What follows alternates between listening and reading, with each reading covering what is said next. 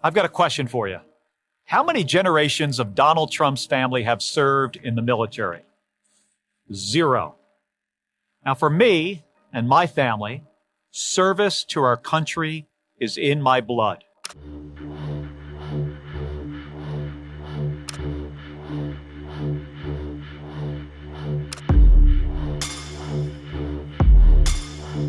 Democrat Senator Mark Kelly launched a scathing attack against Donald Trump, harping on the president's history of dodging the draft.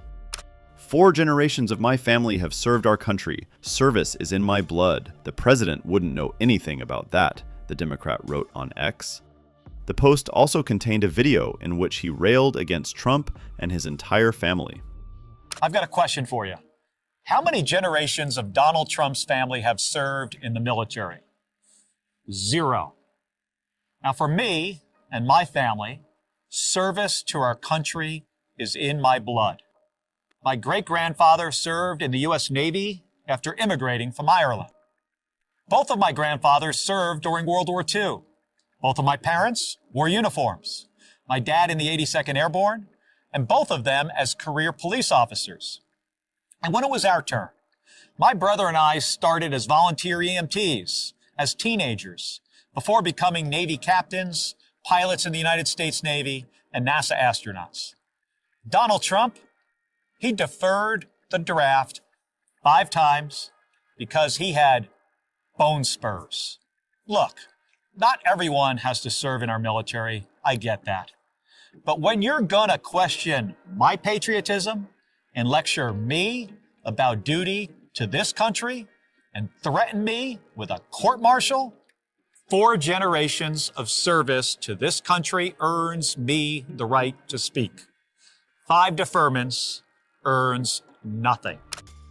The comments from Kelly come after Secretary of War Pete Hegseth stripped him of his pension after what he described as a seditious video featuring Kelly and other U.S. congresspeople, all of whom were veterans, who called on U.S. troops to disobey illegal orders. The Pentagon announced the cut to Kelly's pension as Hegseth issued a formal letter of censure against Kelly, which the War Secretary said details reckless misconduct by the retired Navy captain. Hegseth said that the War Department had begun a proceeding aimed at reducing Kelly's rank in retirement, which would, in turn, lead to a decrease in retirement pay. 6 weeks ago, Senator Mark Kelly and 5 other members of Congress released a reckless and seditious video that was clearly intended to undermine good order and military discipline, Hegseth said in a statement on X. Mr. Kelly. Thank you, Mr. Chairman. Mr. Secretary, I want to talk about the proposed Golden Dome missile defense system. There's a request to spend $25 billion in this year alone.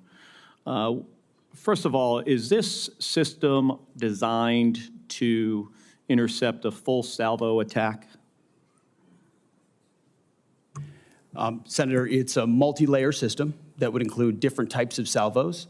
Obviously, so it's not just Rogue Nation. Okay. Well, it's meant to. Yes, it's not meant to be just one nation. It could be utilized in against Russia and scenarios. China, full salvo. So what kind of reliability are you aiming to build into the system? Are we looking for something like 4 nines on intercept success? 99.99% reliability?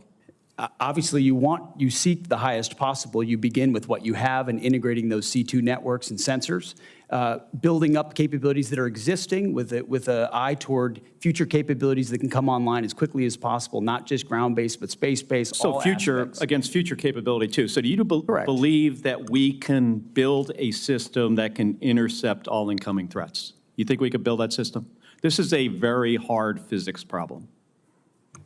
You would know as well as anybody, sir, how difficult this problem is, and that's why we put our best people on it. We think the American people deserve it. So let me tell you what I think we're facing here. You're talking about hundreds of ICBMs launched simultaneously, varying trajectories, MIRVs, so multiple reentry vehicles, thousands of decoys, hypersonic glide vehicles, all at once. And considering what the future threat might be, it might even be more complicated than that.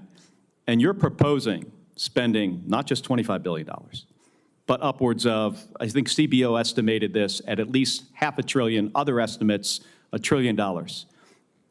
I am all for having a system that would work. I am not sure that the physics can get there on this. It's incredibly complicated. So I want to get to another issue that you're facing here. How much of the staff of the Office of the Director of Operational Test and Evaluation did you cut? After collaboration, sir, with the service departments, the joint staff and others, we identified that as a place where there were redundancies and multiple additional layers that were unnecessary. I'll tell you what you cut. You cut so 74%. Most of it. That's what I was going to say. Most of it. And was your decision to cut more than half of the Pentagon's testing and evaluation office staff driven in part by concerns about the office's plan to oversee testing of Golden Dome?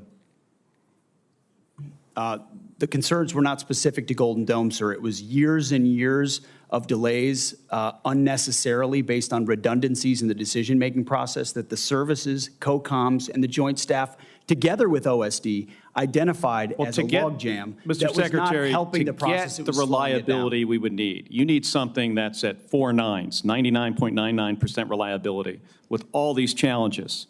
And you cut the staff of the people who are going to make sure this thing works before we make it operational, before we give it to the warfighters. You got to go back and take a look at this. But I also strongly encourage you to put together some, before we spend $25 billion or $175 billion or $563 billion or $1 trillion, put together a group of people to figure out if the physics will work. You could go down a road here and spend hundreds and hundreds of billions of dollars of the taxpayer money, get to the end, and we have a system that is not functional. That very well could happen. And you're doing this just because the president, and I understand your role as the Secretary of Defense. You got to execute what the president says. But this idea, might not be fully baked.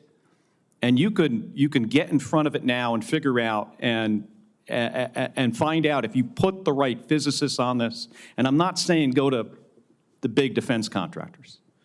I'm going to scientists, and I know there's a questionable relationship with this administration and scientists, but go to some scientists, figure out what we would have to do to build a system, and then make smart decisions before we spend hundreds and hundreds of billions of dollars. Senator, we're doing that, leveraging existing technologies and not premising the project on aspirational technologies, what we can actually do, and would welcome. Well, $25 billion in the first year is a lot of money. That's more than just figuring out if we have the ability to build a system that can handle a full salvo threat, hypersonic glide vehicles, MERS, thousands of decoys. Thank you, Mr. Chairman. Thank you, Senator Kelly.